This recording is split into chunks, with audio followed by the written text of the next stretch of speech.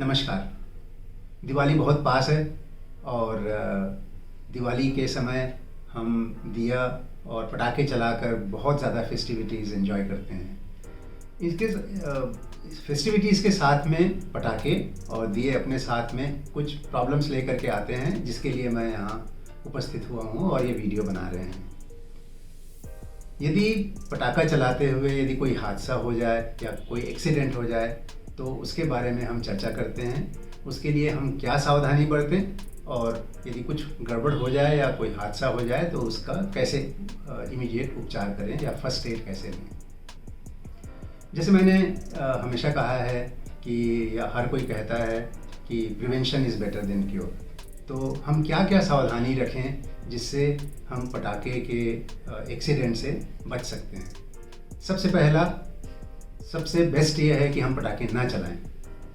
पटाखे नहीं चलाने के बहुत एडवांटेजेस हैं। एक तो हम वातावरण में जो जहरीली गैस जो छूटती है उससे बच सकते हैं।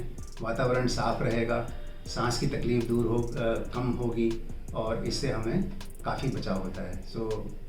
हमारे एटमॉस्फेयर में लोकल एज वेल एज पूरे शहर का, पूरे देश का, पूरे प्लैनेट का जो एटमॉस्फेयर है उससे बेटर रहेगा। एक तो सिंपल सी बात है कि भाई पटाखे ना चलाएं, लेकिन यदि चलाना ही है तो बहुत ज़रूरी है। कई बार फेस्टिविटीज़ के लिए बच्चे चलाना चाहते हैं और अवेलेबल है तो हर कोई उसका एंजॉय करना चाहते हैं।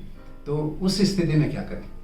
सबसे पहले ये है कि आप सावधानी के इसमें सबसे बड़ा प्रॉब्लम होता है कि हम पटाखे हाथ से पकड़ के चलाना चाहते हैं, क्योंकि उसमें आवाज़ जो है अपने हाथ से आती है। ये बिल्कुल नहीं करना चाहिए। हमने बहुत सारे मरीज़ देखे हैं जो एटम बम हाथ से चलाते हुए फोड़ते हैं और उनके हाथ में बहुत ज़्यादा नुकसान हो जाता है। फ्लावर पॉट लोग हाथ में चला करके जलाना चाहते हैं, डांस करना चाहते हैं, कई बार वो जो है पीछे से फूट जाता है और पूरा हाथ, फेस, शरीर जल जाता है।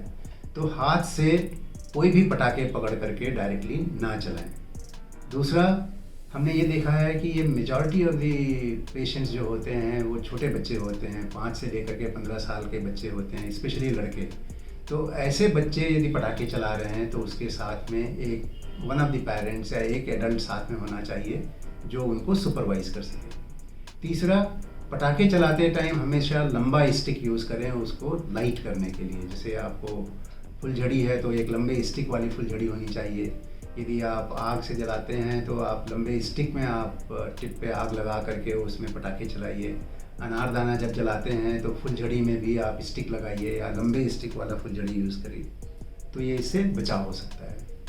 नेक्स्ट होता है कि कई बार एक्सीडेंट होते हैं जो आधे फूटे हुए या ना फूटे हुए पटाखे रोड पे रहते हैं। हम सोचते हैं कि पटाखा इंटैक्ट है और जैसे ही उसको छूने की कोशिश करते हैं वो फूट जाता है।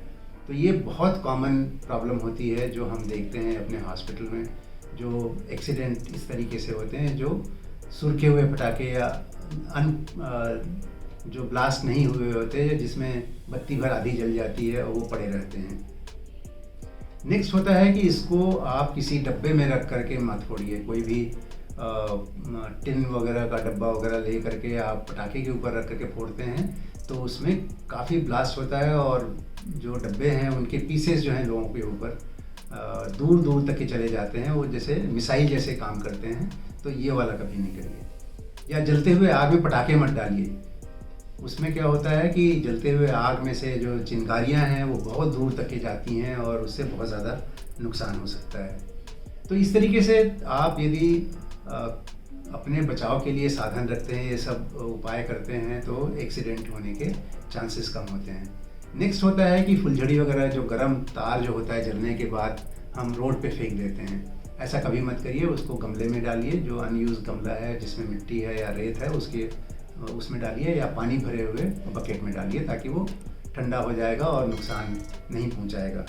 तो इस तरीके से आप अपना भी बचाव कर सकते हैं, आगे आसपास के पब्लिक का बचाव कर सकते हैं, स्पेशली बच्चों का बचाव कर सकते हैं।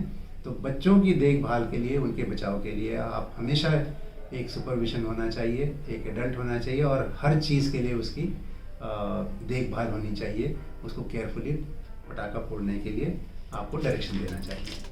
तो ये हुई बात हम पटाखे के हादसे से कैसे बचें।